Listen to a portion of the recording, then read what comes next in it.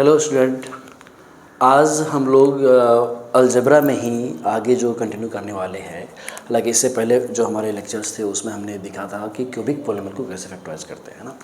तो वो basically class 8, 9, 10th, 11th के लिए था वो, है ना।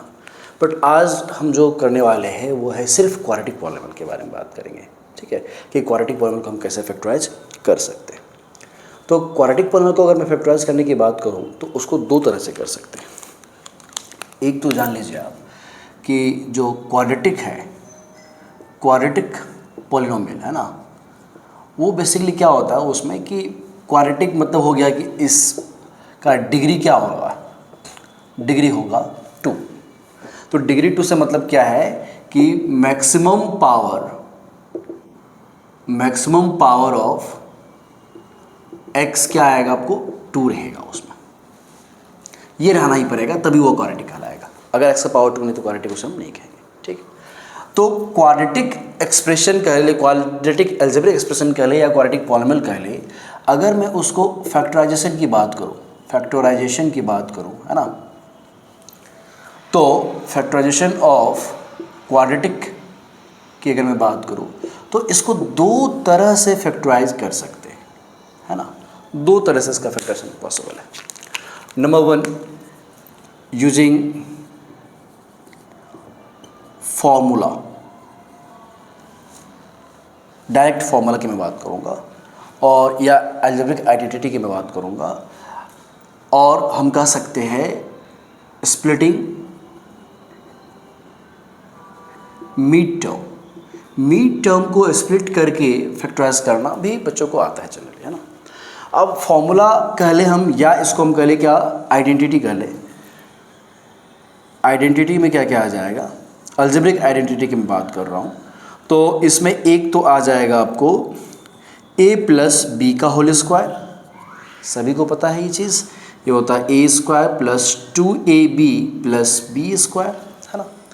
और दूसरा फॉर्मूला a माइनस बी का होल स्क्वायर, इसमें हम कह लेंगे क्या, इसको a square minus 2ab plus b square. और थर्ड फॉर्मूला जो काफ़ी इंपॉर्टेंट फॉर्मूला है वो है आपको a square minus b square equal to a plus b into a minus b, है ना।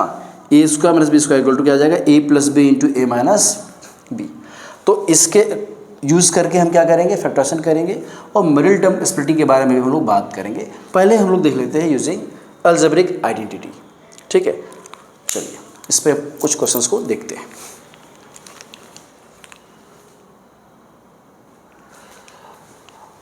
अभी जो हमें देखना है इसमें फैक्टराइजेशन ऑफ ये जो 5 क्वेश्चन मैंने दिया है ना, बेसिकली इसमें जो आइडेंटिटी यूज होने वाला है वो आइडेंटिटी आपका है a square minus b square, a square minus b square equal to a plus b into a minus b. तो हमें करना क्या है, हमें देखना है कि क्या ये a square minus b square के फॉर्म में है कि नहीं है। अगर दिख रहा है डायरेक्ट तो ठीक है, नहीं दिख रहा तो हम क्या करेंगे, उसको वहाँ पे रिप्रेजेंट करना पड़ेगा। कैसे, अब इस क्वेश्चन को करके देखते हैं। जैसे इसमें अगर देखो फर्स्ट क्वेश्चन में तो एक्स स्क्वायर माइनस 9 है, हम इसे कह सकते हैं एक्स का स्क्वायर माइनस 3 का स्क्वायर। तो ये क्या आ जाएगा, अब a square minus b square, a क्या हो गया तुम्हारा x हो गया और b क्या हो गया 3 हो गया। तो a plus b into a minus b लगाएंगे तो क्या आ जाएगा, x plus 3 into x minus 3। ये इसका आंसर आ गया फैक्टराइजेशन का। सिमिलरली सेकेंड क्वेश्चन में देखिए अगर, तो सेकेंड क्वेश्चन में x का स्क्वायर तो दिख रहा है, बट 5 किसी का स्क्वायर होता नहीं, इसे न्यूमेरिक में अगर देखा जाए तो, है कि नहीं, इंटीजर की अगर मैं बात करूँ तो। लेकिन 5 को हम, ये परफेक्ट स्क्वायर तो दिख नहीं रहा है, लेकिन इसको हम रिप्रेजेंट कर सकते हैं, क्या कर सकते हैं, x का स्क्वायर माइनस, मैं अगर इसे करूँ √5 का स्क्वायर, √5 का स्क्वायर क्या होगा आपको 5 होगा। तो फिर से क्या आ गया आपको, x a आ गया आपका x और b क्या आ गया √5 आ गया। फिर से इस आइडेंटिटी को लगाएंगे तो आ जाएगा क्या, x plus √5 into x minus √5, है ना। थर्ड क्वेश्चन है आपका 4x स्क्वायर माइनस 9। अब 4x स्क्वायर माइनस 9 में हम देखेंगे यहाँ 4 क्या खुद परफेक्ट स्क्वायर है और 9 भी परफेक्ट स्क्वायर है, तो x भी आपको स्क्वायर में लिखा हुआ है, तो हम वी कैन से कि 2x का होल स्क्वायर माइनस 3 का स्क्वायर, 2x का होल स्क्वायर माइनस 3 का स्क्वायर इक्वल टू क्या आ जाएगा, अब a क्या आ जाएगा आपका 2 नहीं रहेगा, सिर्फ x नहीं रहेगा, अब क्या रहेगा 2x इसका a रहेगा और b क्या रहेगा 3 रहेगा। तो आ जाएगा 2x + 3 इंटू 2x - 3।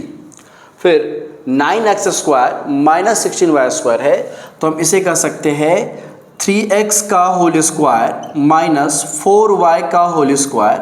तो ये आ जाएगा 3x + 4y into 3x - 4y, है कि नहीं। सिमिलरली अब आते हैं 5th क्वेश्चन पे। यहाँ पे स्क्वायर नहीं दिख रहा, क्या दिख रहा है, पावर 4 दिख रहा है। तो पावर 4 दिख रहा है तो कोई बात नहीं, हम कह सकते हैं कि ये x पावर 4 को कहेंगे x² का होल स्क्वायर और माइनस y पावर 4 को कह लेंगे y² का होल स्क्वायर। पावर का पावर क्या होता है, लॉज ऑफ एक्सपोनेंट से वो क्या होता है, आपस में मल्टीप्लाई होता है। तो 2 2 = 4, 2 2 = 4 मिल जाएगा यहाँ पे। अब क्या करेंगे इसको भी, तो इसको कह सकते हैं क्या a² - b²। a इस बार क्या आ गया आपका x² आ गया और b क्या आ गया y² आ गया। तो हम कह लेंगे इसको x² + y² into x² - y², है ना। अब अगर देखें तो ये टर्म को हम फैक्टराइज फर्दर नहीं कर पाएंगे, बिकॉज ये दो पॉजिटिव वैल्यू को हम ऐड करें इसको फैक्टराइज हम नहीं कर सकते अभी यहाँ पे। इसकी अगर मैं बात करूँ तो x² - y² फैक्टराइज कर सकते हैं, ये ऑलरेडी हमें दिख रहा है a² - b² के फॉर्म में। तो हम कह लेंगे x² + y² into x + y into x - y। सो ये क्या आ गया, इसका फाइनल फैक्टराइजेशन इसका आ गया, है ना। तो अब हम लोग देखते हैं दूसरे और अदर आइडेंटिटी के बेस पे, ठीक है।